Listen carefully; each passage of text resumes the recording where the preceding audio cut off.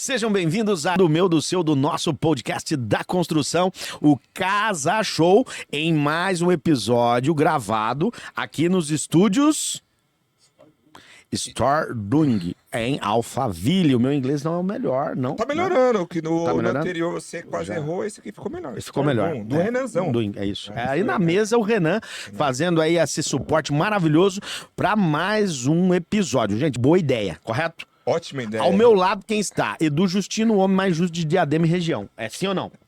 Certíssimo. Boa noite, e nada Edu. melhor com um cara aqui, ó. Ah, aguenta aí, segura. Não vou falar. Segura, porque o nosso convidado de hoje vai trazer muito conteúdo técnico, favorecendo você que está aí do outro lado, nossos internautas, que não se esquece, né, gente? Não se esqueçam, melhor dizendo, o triplo C, que é o curtir, o comentário, o compartilhar, sempre é importante. Na Barra, no GC, os nossos oferecimentos, impulsionadores, Depósito Maranhão, Ribeirão Pires e também a galera do Pirâmides da Zona Norte. E os nossos patrocinadores também que vão aparecer no GC, com certeza. A Comac Grande ABC, sempre com a gente, Azure, Sistema de Gestão Integrado e também o pessoal da Prumo Marketing. Um abraço especial para a galera do grupo Nikkei Brás. Um abraço especial para a galera da Casa Rosada, o home do seu bairro em Diadema, e também os nossos parceiros de sempre que estão fazendo toda a diferença no Matcom.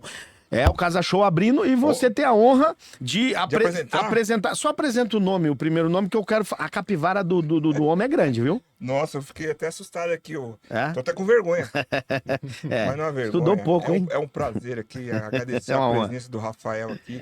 Ele vai engrandecer o nosso episódio aqui e vai tirar muitas dúvidas nossas e você está do outro lado aqui da reforma tributária. É isso mesmo. Hoje nós vamos falar de reforma tributária, senhoras e senhores. Doutor Rafael Toledo Pisa, eu vou lhe chamar de Rafael, pode ser? Claro. Você é jovem ainda. Rafael, seja bem-vindo. Boa noite.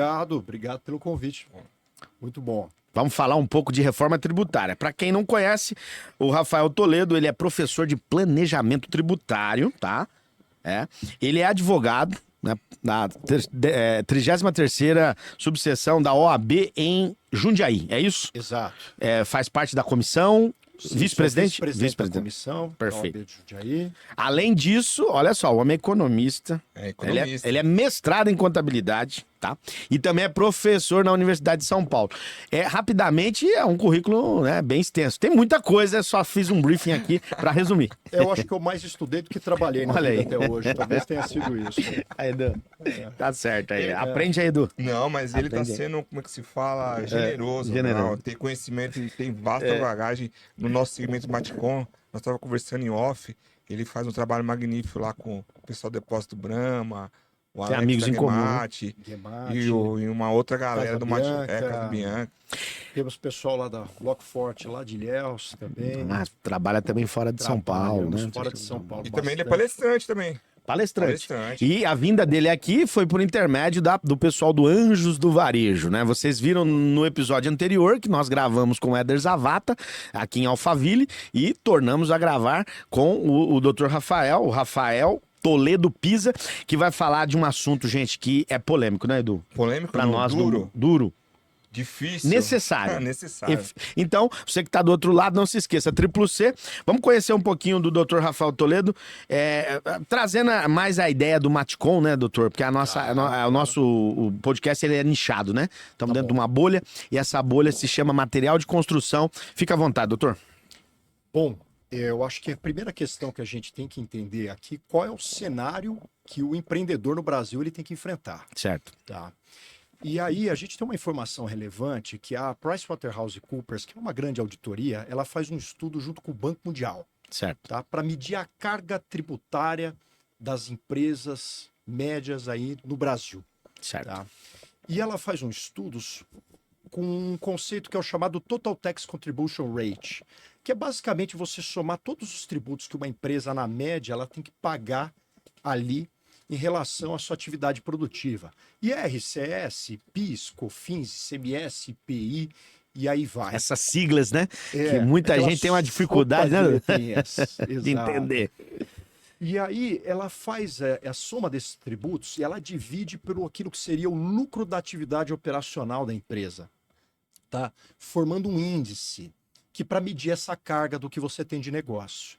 e a gente chega ao absurdo no Brasil, na ordem de 65% de carga tributária.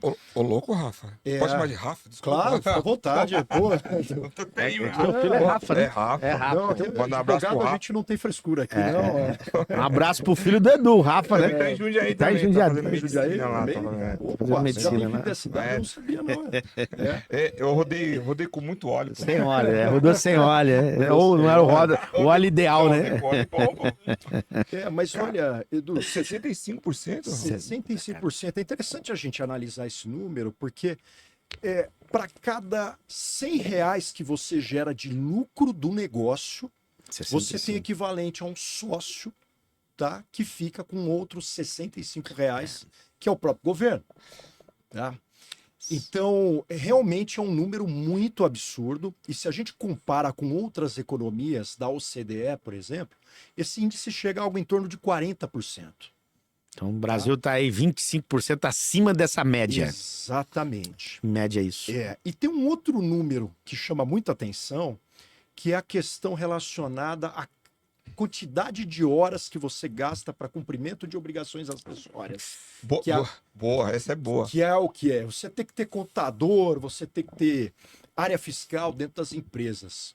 Para vocês terem ideia, o número no Brasil equivale a 1.500 horas de compliance para simplesmente cumprimento das obrigações, que é de pagar tributo.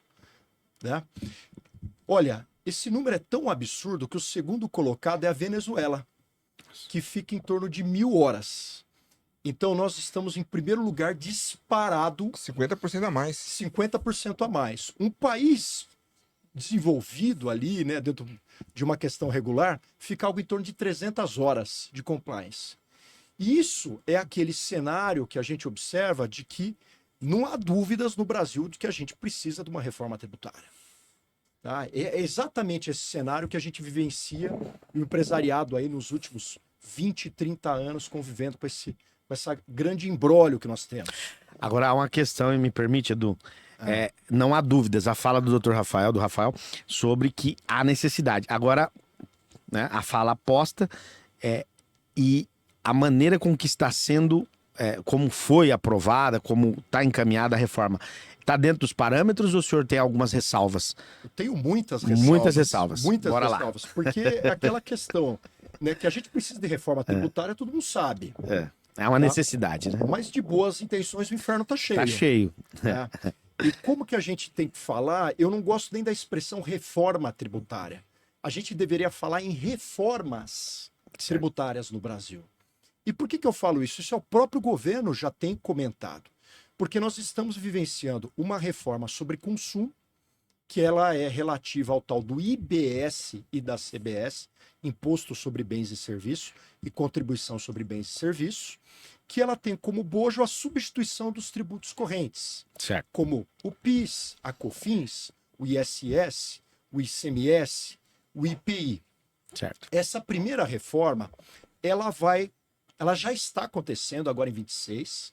Nós temos aqui algumas obrigações acessórias, mas a alíquota ela está zerada, então serve apenas de emissão de nota fiscal. Mas a gente vai ter a majoração dos novos tributos do IBS e CBS a partir do ano que vem. Certo, 27. 27. E vai ter uma fase de transição até 2032, em que os tributos novos vão começar a majorar e os tributos correntes vão baixar até 2032.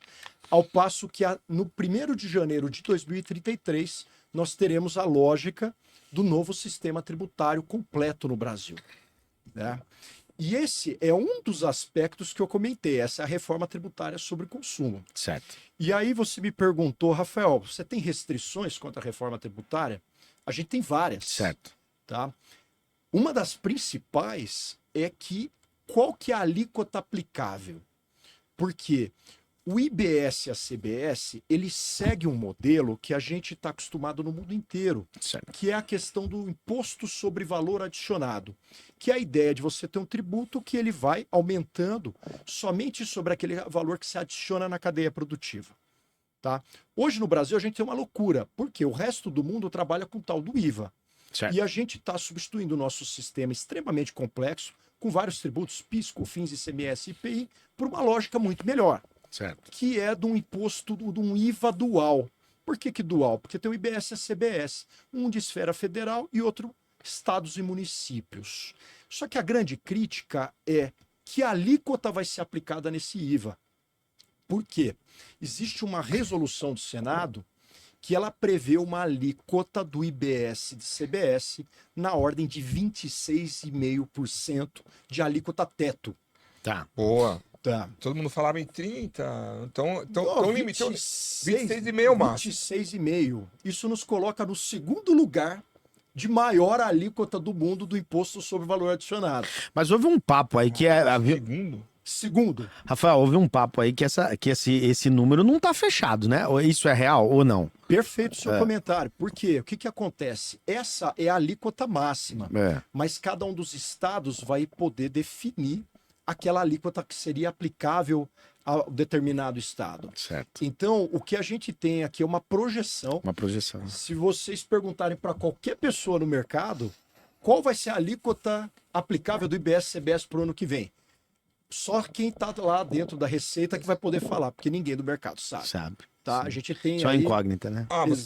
Mas esse teto que você falou de 26,5 já é definido que o máximo é 26,5 ou não? O máximo é 26,5 por resolução do Senado. Certo. Só que em 27 a gente vai começar essa escala de substituição. E os primeiros tributos que vão embora vai ser o tal do PIS e da COFINS. Certo. Que ele vai se juntar. Ele vai ser Isso. Vai ser Ô, acoplado. Rafael, vamos trabalhar. A parte técnica tá bem didático aqui, a gente tá entendendo. Agora, pro afegão médio aí, o cara que tem dificuldade ali, não, sim, o lojista, né? Ele tem dificuldade. Nós, né? Temos dificuldade de entender na prática. Como que vai reverberar isso aí? Quem vai ser mais beneficiado e prejudicado nessa dança das cadeiras? Essa questão ela é bem relevante. Por quê? Porque, primeiro, vai depender de qual regime de tributação que a sua empresa está. Ok. Tá? Quando a gente fala de casa e construção, nós temos muitos dos clientes aí que estão no Simples Nacional, naturalmente. Aí. Simples, né? Que não é tão simples, né? Que não vai ser mais tão simples ainda, vai piorar ainda. Por quê? Porque a lógica do Simples Nacional agora com os novos tributos sobre consumo, ela vai implicar que você vai ter dois modelos dentro do Simples Nacional. A possibilidade de recolhimento dos dois novos tributos dentro da própria guia da DAS, então ele é um recolhimento feito de forma conjunta, ou ainda a empresa do Simples Nacional ela vai poder adotar um regime híbrido, em que ela vai recolher os demais tributos na DAS e ela vai fazer um recolhimento normal ali do IBS e CBS da forma não cumulativa. Porque o IBS e CBS é um tributo não cumulativo, que significa dizer que as entradas geram crédito e as saídas vão gerar débito. Você vai fazer esse encontro para chegar ao valor do imposto a pagar. Né? Então, essa é uma questão muito relevante, porque as empresas do Simples Nacional elas vão ter essa complexidade de definir o regime. E aí a gente tem um impacto na cadeia produtiva. Por quê? Quem comprar dessas empresas vai tomar crédito de maneira diferente. Porque o IBS e o CBS é um tributo... A região mudou o estado, vai mudar a política. Vai mudar a alíquota. Mas, na verdade, você tem esses dois regimes. Certo. O simples e o simples híbrido. Mas só cortando o Anderson, o que ele está dizendo é o seguinte, que é débito e crédito. Certo. Como se você está no simples e você está no lucro real. Eu não vou te gerar crédito para você, então vai ficar mais caro. Você vai gerar crédito, Edu, mas numa proporção menor. Então, o simples vai gerar um crédito menor na cadeia produtiva. Se o cara vende muito para empresa, aí ele não... Ele tem que ser desse segmento. E aí o simples híbrido ele gera um crédito normal. É isso. Então, esse é um dos pontos relevantes. Aquele cara que está faturando lá, está na sua casa de construção, valor lá não tão relevante, 200, 300 mil, 300 mil ali, cara, ele vai ter duas possibilidades. E a questão do regime de tributação pode interferir na competição dele como fornecedor. O senhor poderia me trazer uma dica para esse camarada de 200 a 300 mil, que a grande maioria que nos assiste está nessa casa, né? O nosso público, pequeno né? E médio, Pequeno e médio, vai. A gente tem, lógico, pessoas que faturam 1 milhão, 2 milhões assistindo, mas na maioria é de 200 a 400 mil reais.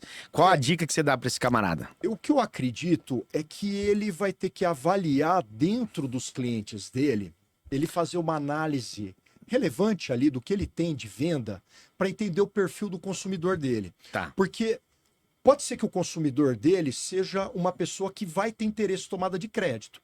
Se ele vende muito para física, ele não vai estar ligando nada para essa questão do regime diferenciado. Agora, se ele tiver clientes que tiverem perfis que vão aproveitar do crédito na cadeia, eventualmente ele tem que avaliar esse regime do simples híbrido, em que ele vai fazer o cálculo do IBS e CBS separado. Né? Uma outra questão que a gente precisa às vezes avaliar é se ele não vai ter que trabalhar com 2 CNPJs do ponto de vista prático.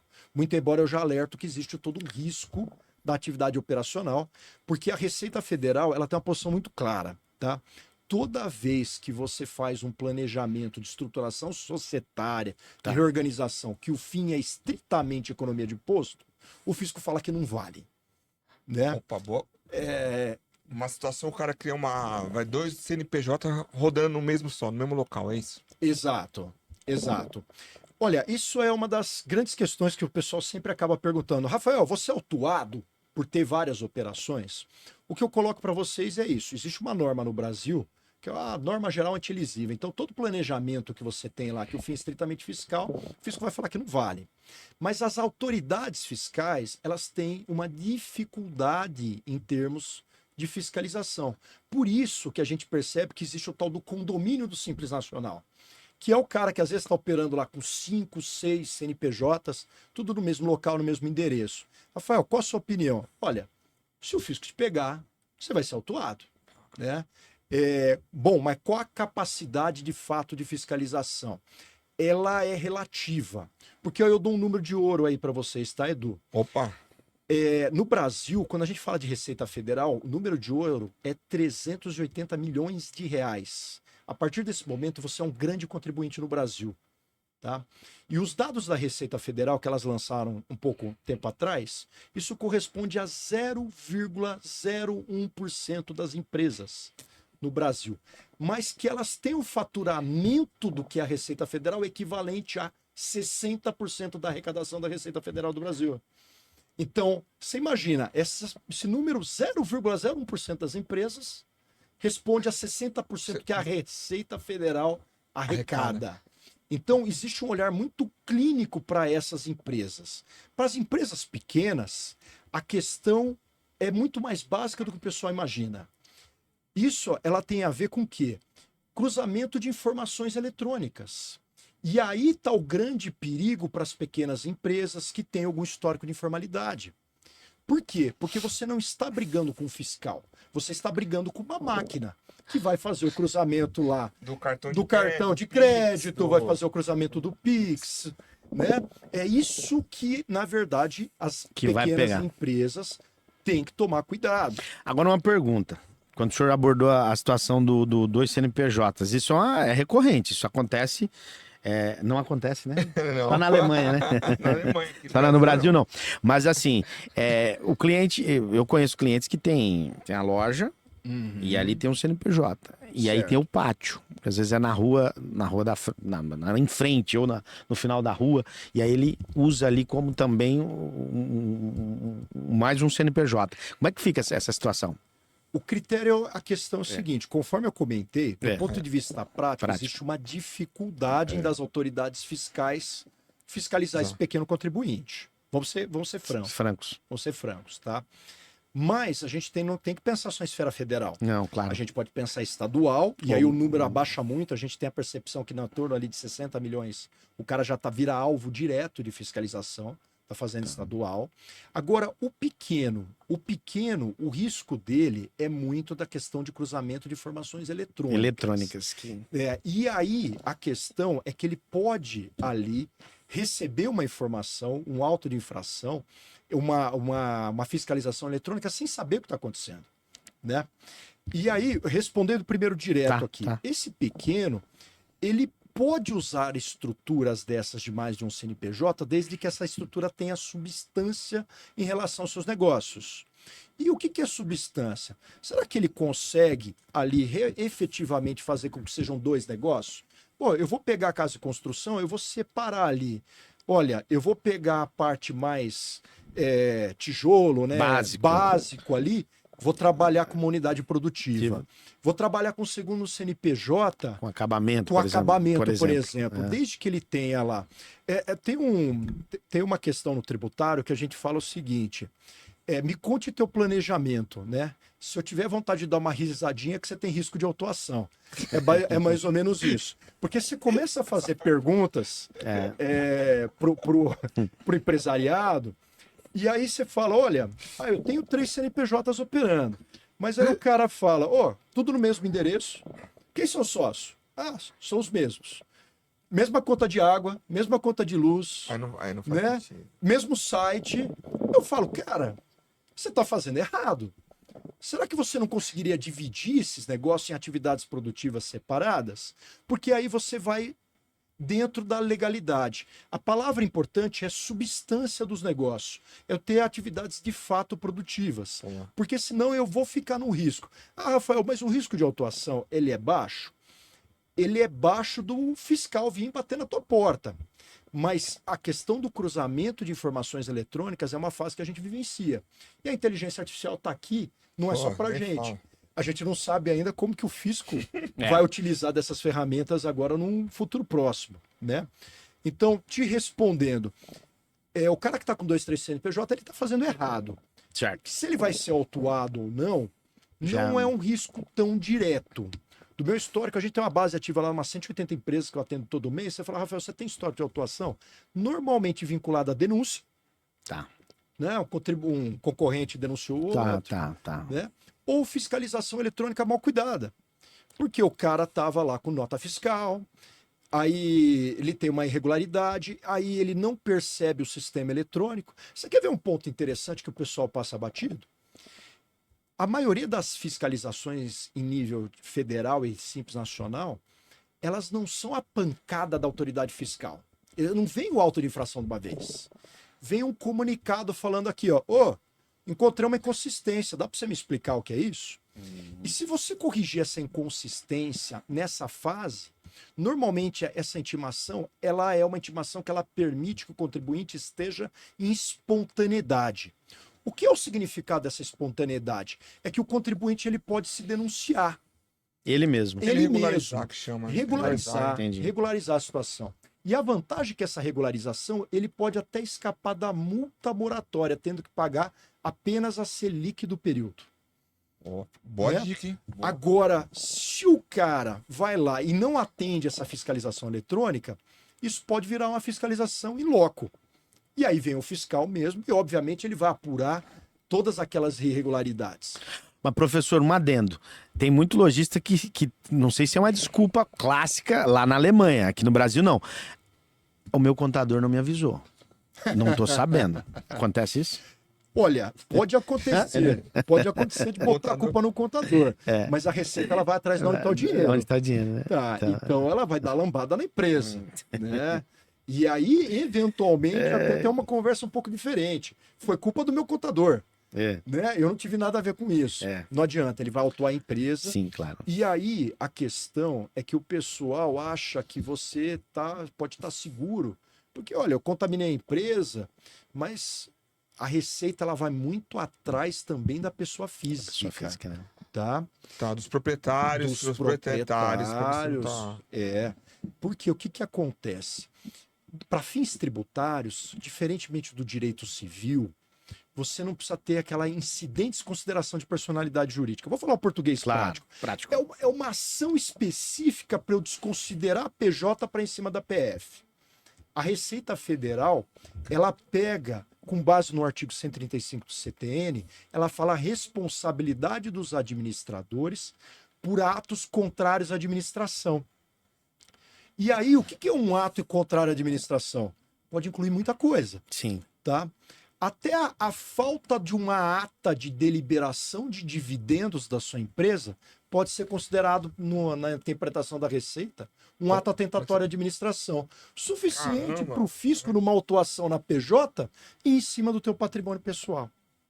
Olha aí. É um imbróglio, um risco, né? Você que sente na pele essa... assim, já faz uns 10 anos que nós estamos no lucro real. Então, nós viemos no processo de melhoria da parte fiscal. Nós fomos ajustando. Então, eu tô 100% no certinho, hein? Só que a grande maioria de loja... O Edu, só deixa eu pegar esse adendo aqui. O Edu anda falando pelos cantos aí que ele não vai ter problema. É real isso aí? Que tá no lucro real, tá bonitão. Tá bonitão. Só vai sofrer menos? Vai sofrer menos? No mercado de casa e construção, a questão do lucro real nos tem parecido mais benéfica, tá? Por quê? Porque quando a gente fala contexto de reforma tributária IBS, CBS, existem alguns setores que vão sofrer bastante. Tá? Poderia elencá-los aqui pra gente? Claro, serviço. Claro. Serviço. Primeiro... O seu? São os dois que estão mais críticos que eu Nem vou me elencar fale. aqui para vocês, tá? Primeiro, o cara que está em serviços no lucro presumido. Serviços, lucro presumido. Presumido. É o cara que está faturando ali até 78 milhões, né? Cara que já saiu um pouco do simples, está faturando um pouco mais. Em todas as análises e projeções tributárias que nós fizemos, você verifica um aumento prático de tributação, tá? Por quê? Hoje, esse cara, ele paga um PIS e COFINS a 3,65%, Hoje. paga mais lá um ISS até 5%. Esse é o tributo na cadeia, que normalmente ele está pagando, tirando o imposto de renda e contribuição social. Esse cara vai substituir essa tributação de 8,65% por uma alíquota de 26,5% projetada, que a gente não sabe ainda exatamente qual Pode é. acontecer São Paulo chegar e falar aqui vai ser 19? Pode acontecer? Pode. Mas esse Tudo ponto pode melhorar, do né? de serviços é uma crítica Tá. complicada que nós temos na Lógico, reforma. lógico. Por quê? Porque o imposto de 26,5% ele é um tributo não cumulativo. As entradas geram crédito, as saídas geram débito. Tá. Só que a empresa de serviço, ela não pode tomar crédito sobre a própria folha. O que é um grande absurdo que nós temos na reforma tributária. Qual que é o teu principal insumo? Eu sou advogado aqui. Tá. É água, energia? Não. Não, é funcionário. Né? E você não pode. Você é consultor, presta serviços. Não, ele é representante comercial. Representante comercial, você não pode tomar crédito da sua própria folha. E o absurdo da reforma tributária mas se eu contratar um serviço de terceiro, eu posso. Tá. Então, e aí, como é que fica essa questão? O pessoal vai ter que contratar um amiguinho. Tá. Quem seria o amiguinho? Como faria? Legalmente, tá? A gente tá falando aqui dentro dos parâmetros legais. Esse é um problema. Dentro de uma estrutura legal, só se essa operação de fato tiver substância. Certo. Porque a norma tributária ela tem que ser indutora no investimento. Porque senão você vai começar o quê? Aumentar o quê? A sonegação. Então, essa é uma falha grotesca. Você estava até no começo do bate-papo perguntando sobre as grandes falhas e as grandes críticas. Essa é uma das grandes críticas. Porque o setor de serviços ele vai ser extremamente prejudicado no contexto da reforma tributária. Porque o principal insumo da atividade dele, que é a própria folha de trabalho, ela não é objeto de creditamento dentro do IBS-CBS. Então, eu vou tomar crédito de água, luz, energia, e do meu próprio trabalhador. Né? E aí a gente imagina, porque o empresariado, a norma tem que ser indutora do investimento, né? A gente imagina que vai ter uma massificação de terceirização na cadeia produtiva de serviço. Tá? Rafael, tem alguma... Por exemplo, quem tiver agregado ao meu escritório tem que ser PJ, no caso. Infelizmente, e ainda não pode ser qualquer PJ, tá? Porque o MEI também não te dá crédito, não vai dar nem a pessoa física. Tem que ser um ME, um EPP. Tem que ser. Só uma pergunta de não gente, muito conteúdo aqui. Você que é advogado tem escritório. Quando o advogado fala associados, é uma situação que você é um terceirizado dentro do escritório? Ou é um sócio? O que acontece? Ou dá pra gente aplicar na representação? Vamos usar como exemplo. Porque eu vejo lá, advogados associados, vai. O Rafa E o Anderson... Eu vou ter que te dar uma má notícia, Edu. O que acontece? Não dá má notícia, não. Por quê? Não dá Para a questão dos advogados, a OAB tem um regime especial previsto na legislação. E ela permite a contratação de sócio de serviço. Sócio de não serviço. eu não conheço. Sócio de serviço. Que é o associado. Que é o associado. Tá. Que é o cara, basicamente, que vai ter lá uma cotinha da empresa. Tá. E aí ele vai receber distribuição ali dentro da... Então você tem vários advogados, isso é um regime muito comum, que todos os advogados que estão lá, ele tem um prolabore, ele tem um valor que tem ali todas as incidências previdenciárias, mas boa parte do pagamento desses advogados é feito através de distribuição de dividendos, em que com uma única cota da empresa você vai fazer uma distribuição ali desproporcional e consegue destinar parte desses recursos para o que seria a sua folha, tá? É um regime específico para advogado. É um regime específico e tem jurisprudência favorável no STF a respeito disso, tá? Então não é uma questão que a Receita tem batido muito. Embora possam ter críticas, olha, esse cara na verdade deveria ter todas as condições de um assalariado. Né? Então eu acho que assim, nós advogados aí nós temos uma vantagem que eu falo que é muito difícil você ter uma ação trabalhista contra o próprio escritório. Certo. Os advogados têm medo de processar eles mesmos, né? E falar, pô, como é que eu consigo um emprego depois? Vamos falar real.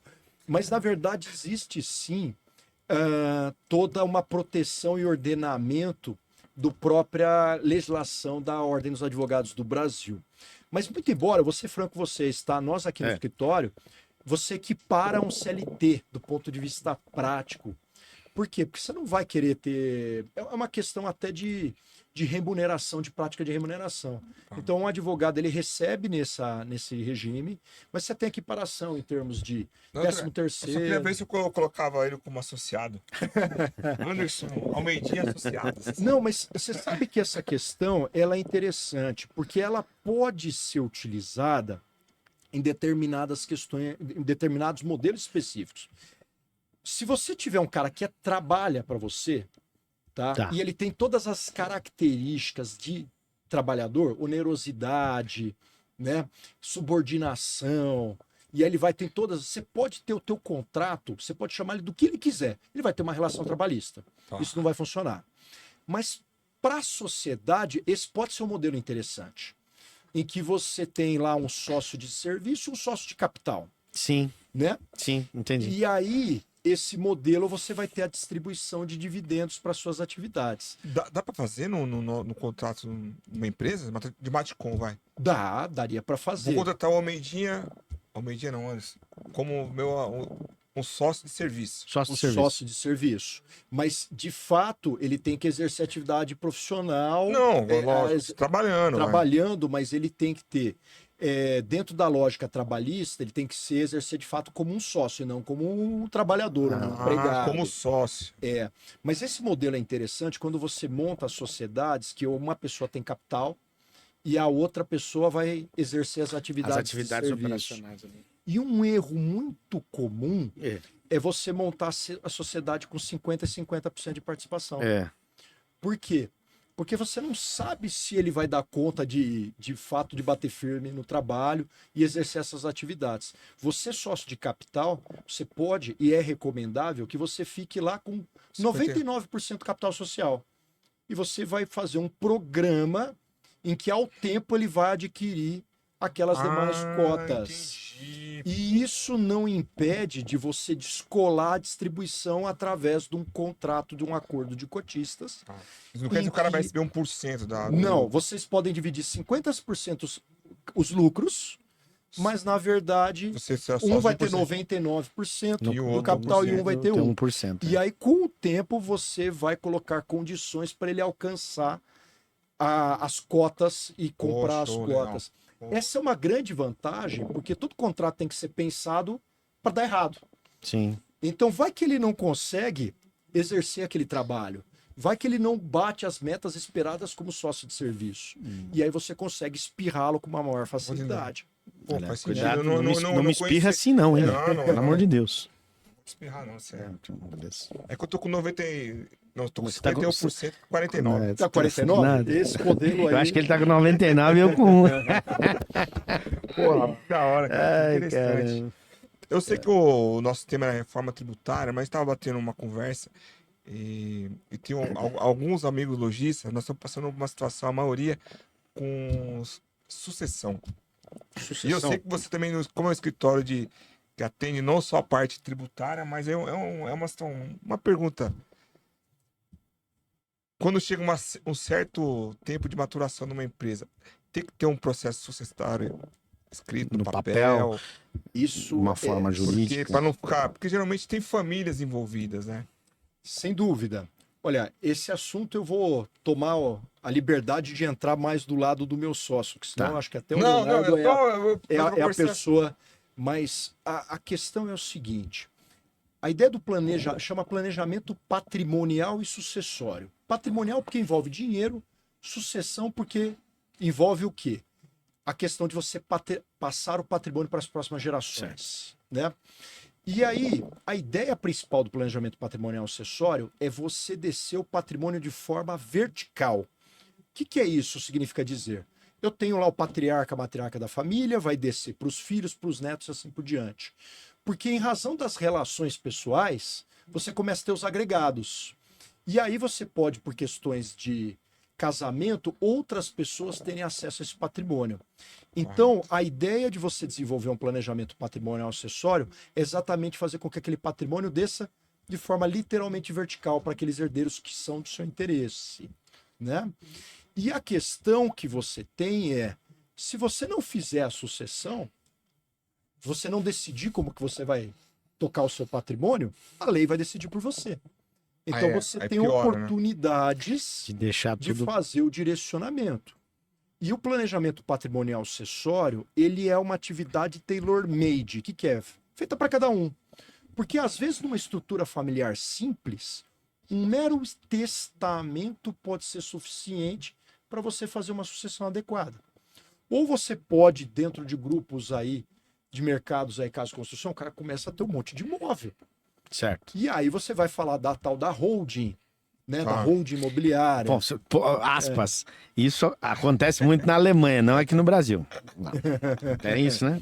Mas é o termo de reforma tributária. Sim, bacana. Envolve. Claro, até porque o primeiro aspecto que eu comentei das reformas tributárias é a tributação sobre consumo. Mas nós estamos vivenciando uma reforma tributária sobre a renda, certo, que é o tal do imposto de renda sobre altos rendimentos, que acima de 50 mil de distribuição por mês, você agora tem uma alíquota progressiva, tá? Que ela começa a majorar, e aí para quem ganha até 100 mil por mês, ela chega a uma alíquota efetiva de 10% sobre o valor da sua distribuição. Fora que você já pagou, né? Fora tudo a cadeia que você já o plus pagou. Que ele criou. Isso tá tudo dentro daquela carga de 65, né? Essa é uma pergunta excelente, porque não está. Ah, não, Dedor, não fala isso não. Não está. E aí que é a grande preocupação nossa. Ué. Porque a carga de 65 que eu coloquei são os índices históricos. Ah, sim. E aí nós tivemos, dentro do nosso último governo, e aqui sem discussões políticas nenhuma, nós tivemos em torno de 28 normas tributárias importantes relativas à majoração de imposto, aumento de imposto no Brasil. Praticamente a gente teve uma norma por mês aqui relevante de majoração tributária. Certo. Tá? Então, aquele índice de 65 não ainda está refletindo essas mudanças. Porque nós tivemos aumento no lucro presumido, que é a questão da alíquota de presunção maior. Certo. Nós tivemos aumento da tributação de dividendos para o imposto de renda. Senhora. E ainda nós tivemos algumas alterações na tributação sobre patrimônio, que vão implicar diretamente na fórmula de cálculo como você transfere as cotas de uma determinada sociedade na hora que uma pessoa falece, né? Historicamente, você transfere as cotas por valor de patrimônio líquido, que é para fazer o cálculo do imposto de transmissão causa-morte e delação. Doutor, só interromper, mas com dentro da... é uma crítica construtiva. Não existe um teto, assim, o teto do absurdo, por exemplo, até onde a sociedade brasileira vai suportar essa carga histórica dentro de um contexto de uma reforma tributária que vai cobrar na origem aí uma organização. Porque eu vejo a reforma tributária para o lojista que está do outro lado aí, ela é benéfica porque ela vai organizar. A organização, no meu ponto de vista, é o lado que vai ajudar com que a gente cresça como profissionais, correto? Porém, existe entre vocês, técnicos, existe um teto, nós não vamos suportar mais que isso. Vai ficar inviável eu ser representante comercial, o senhor ser advogado, o Renan, o Edu, o médico, assim, em termos básicos, como que vai ser isso? Olha, na parte do IBS-CBS, teoricamente, a gente não pode ter majoração de tributação. Certo. Então, eles vão fazer estudos, medirem a carga e a alíquota efetiva de 26,5% ela poderá ser alterada de forma a não ter majoração no valor integral, né, naquele somatório de arrecadação do governo. Certo. Mas do que a gente tem visto de estudos econômicos, existem setores que vão ser extremamente afetados. Tá? O primeiro que eu comentei é a questão de serviços. O outro é o cara que opera em cadeia produtiva nacional. Então, hoje, ele utiliza de vários benefícios fiscais estaduais para redução de ICMS. Tá. Que isso vai parar de existir, porque os estados vão perder a capacidade de conceder isso. Então, eu dou exemplo lá. Você começa lá, tem estados, Faína, Paraíba, Investe, Compete, TTD, são vários incentivos que você tem aí, Espírito Santo, Paraná, que sempre concederam diversos incentivos fiscais. Certo. E aí, como eles vão perder essa capacidade, essas empresas hoje, elas utilizam disso. E até 2032 não vai ser mais permitido. Tá? Então, o que acontece? Esse é o cara que está perdendo bastante em termos de produção. Tá? Voltando aqui para o nosso mercado de casa e construção, certo. Sabe aquele cara que vende fechadura eletrônica? O pessoal da casa de construção consegue competir em fechadura eletrônica? Sem chance, só importada. Não consegue, só importada. Normalmente esse cara tá lá em Santa Catarina ou tá no Espírito Santo vendendo. Devido ao incentivo fiscal, que não vai existir mais. Não vai existir mais. Então, o que você estava falando, olha, vai ter uma regulação de mercado ali? É a chamada guerra fiscal dos estados. Guerra fiscal dos estados. Prática. Então, a parte ali, a gente vai ter uma regulação desses caras que estão operando naqueles esquemas lícitos, que são esses centros de distribuição em outras localidades. Porque uma característica importante da reforma tributária do IBS-CBS é que a tributação ela vai ocorrer no local do consumo. Bingo. A vantagem para os estados mais densos, como São Paulo, vai ser uma vantagem porque o imposto vai ser cobrado lá no consumo. Exato. E o nosso querido Mato Grosso do Sul?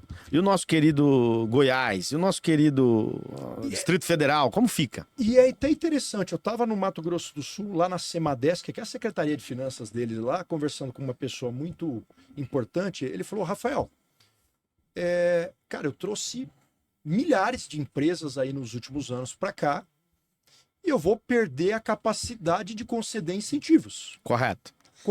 Qual a vantagem, Maria leva? Então, e até me surpreende a aprovação da reforma tributária no contexto que a gente está, porque esses outros estados, eu não sei como é que eles vão sobreviver.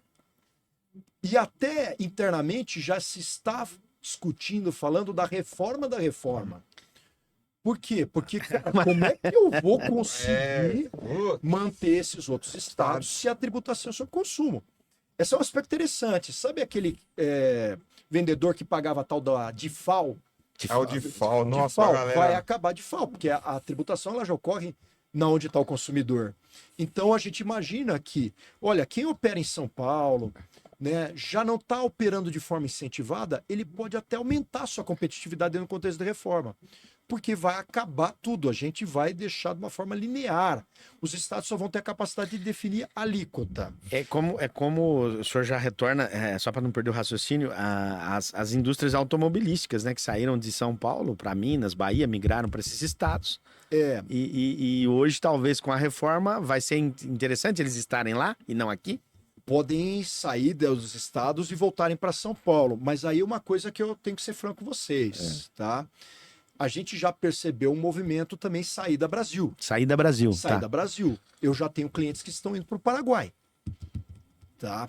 É a realidade que a gente aponta. Se hoje, né? Vou falar, hoje não, mas Nos últimos anos, eu, Rafael, estruturava operações para os clientes. Olha, opera através do Espírito Santo, Santa Catarina, Mato Grosso do Sul, Paraíba, porque tem vários incentivos fiscais. Hoje nós temos que falar a realidade que existe o que a gente tem chamado de nearshoring, que é um conceito que vem do americano da cooperação no México, que é você estar perto, mas operando do outro lado. E a gente já começou a ver essa movimentação. Tá?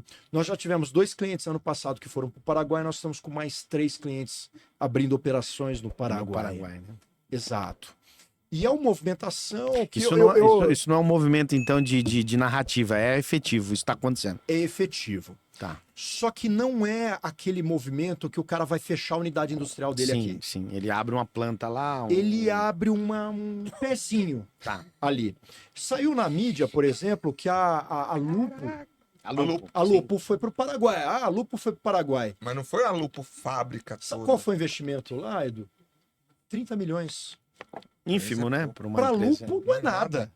Não é nada uma questão dessa. Então, na verdade, você vê as empresas nesse contexto do chamado nearshoring, que é eu opero no Brasil, mas eu estou operando via localidades próximas. Traduz pra gente, por gentileza, nearshoring. Nearshoring. Isso. Que é como se você estivesse operando próximo da atividade. É um conceito de terceirização da produção ali numa proximidade. Né? Essa questão quando o doutor fala de como esses estados vão se manter, não abre uma janela ou um precedente, ou uma jurisprudência para a Zona Franca do Acre, Zona Franca do Espírito Santo, a Zona Franca, porque a Zona Franca de Manaus é um imbróglio aí, né? Ela foi preservada, a Zona Foi preservada. preservada. Mas o que acontece já existem alguns fundos, tá? E esses fundos, para tentar se evitar, vai ter uma transferência de recursos. Certo. Já estão previstos com algumas dotações orçamentárias. Mas eu, Rafael, analisando essa questão, no ano maior ali, você vai ter uma dotação em torno ali de 50 bilhões de reais. E o último número que eu tenho da Receita Federal, do estudo da própria Receita Federal a respeito do tema, foi ali de 22, 23. As fazendas estaduais concedem algo em torno de 120 bilhões de reais por ano de incentivos para atrair operações. Então a gente não chega nem à metade da dotação orçamentária para compensação dessas perdas com relação à reforma. E aí, o que você tinha me comentado, né? Rafael, como é que fica essa questão? Não tem um limite? A gente tem um estudo na economia que chama curva de Laffer. O teto do absurdo. O que diz essa tal dessa curva de Laffer? Ela basicamente fala, assim, é um eixo X e Y lá, da época da escola, né? Que é basicamente ali no eixo X, você coloca qual é a sua carga tributária. E no eixo Y, você coloca o quanto você vai ter de arrecadação. E os estudos econômicos mostram que você faz uma curva. Se você começa a cobrar muito... se você começa a cobrar muito, qual é o efeito prático? Perda de arrecadação. Porque as empresas ou saem, né? As pessoas físicas com muito dinheiro saem do Brasil, já tem movimentação. Já tá movimentação. O que a gente tem visto lá, eu até tenho uma apresentação sobre isso. Se você quer abrir uma empresa, vá para o Paraguai. Se você quer fechar e vender, vá para o Uruguai. Porque o Uruguai está fazendo regimes especiais para aquela pessoa que quer parar de atividade produtiva. Então tem regimes que você fica 10 anos sem pagar imposto de renda sobre rendimentos lá. Sim, a jogada? Então... que é um paraíso, paraíso fiscal. Um paraíso fiscal, é como se fosse um paraíso fiscal. Então a gente tem visto movimentações nesse sentido. E a curva de Laffer, nossa, parece que os políticos sempre estão testando. Falam, vamos colocar um pouco mais para ver se a gente consegue continuar aumentando a arrecadação. Mas você acha que pode haver um recuo aí, Eu acredito que a gente possa ter um solavanco em setores específicos, tá? Entendi. Então, o prestador de serviço que está no lucro presumido é o cara que vai ter uma pancada na tributação. Atenção, você que está no lucro presumido, atenção. Contrate um contador. Um especialista.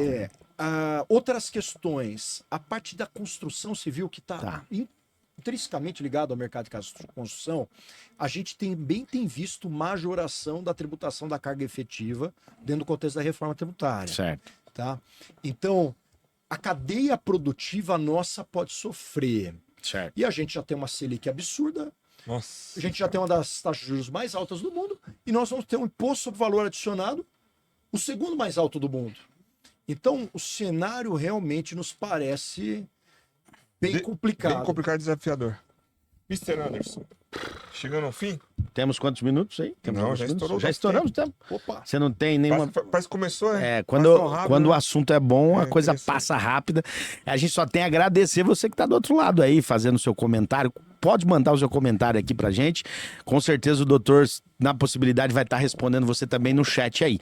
Lembrando que o seu comentário, a sua curtida e o seu compartilhamento é importante para o podcast Casa Show. Estamos na edição de número 51, né, Dom? Boa ideia. Vou aproveitar também, Vai lá. você que der um comentário, coloca a cidade onde você está falando. O local, onde, né? Se você é lojista, de onde é, e faça as suas perguntas, porque é muito importante esse momento tão... né, nebuloso sobre a reforma tributária. A luz, né, Elza? A luz. Eu Brasil é maravilhoso. Que se a gente tiver aí uma adequação da alíquota, tem aspectos muito relevantes de simplificação do regime. E aí é aquela questão, né? O remédio e o veneno depende da quantidade. Gostei, né? Se a gente adequar essa quantidade, a gente vai ter um sistema muito mais simplificado. A questão da sonegação, ela tende a cair, porque a gente sabe que vai ser muito mais complicado o pessoal que está sonegando. Então nós temos uma competição mais leal, que é uma grande questão que sofre as empresas do ramo de casa e construção. É a competição do pequeno ali ilegal, né? É isso aí. Vamos para as considerações finais. Doutor, tem alguma coisa que o senhor queria deixar aqui que ficou faltando? Não, tem ainda alguns segundinhos aí. Eu falo que foi um prazerzaço estar com vocês aqui. E sempre que precisarem, contem conosco aí, trazendo novidades. E eu falo que eu tenho dado essa palestra de forma recorrente, e é impressionante que todo mês a minha palestra muda, porque a gente está tendo muitas novidades. Então, dica geral, pessoal de casa e construção, se você ainda não tem dinheiro para contratar uma consultoria especializada, mas pelo menos mantenha uma contabilidade organizada. Sim. Porque ela vai ser necessária nessa fase de transição. Eu acho que não vale a pena economizar com contabilidade organizada nesse começo. Vocês vão ter uma boa bagunça. Boa. Esse foi o professor Rafael Toledo Pisa, né, especialista aí em planejamento tributário. Gente, o QR Code vai aparecer, né? O nome do escritório, por favor? TM Associados. TM Associados, e depois, se você quiser conhecer mais sobre o trabalho do nosso advogado e professor, né, o Dr. Rafael Toledo Pisa, vai ser um prazer imenso você tirar as suas dúvidas. Edu? Isso aí, agradecer a presença do Rafa aqui, foi magnífico. Tirou umas dúvidas aí. Várias, né? Eu sei que você fez uma pergunta capciosa aí. Eu não vou falar nada aqui, né? Mais aprendo aqui no podcast que tudo, cara. Mas agradecer. E esse episódio é pra vocês que estão do outro lado nos assistindo aqui. Eu também tirei um peso das costas aqui do Casa Show, o seu, nosso podcast da construção. Até a próxima. Valeu!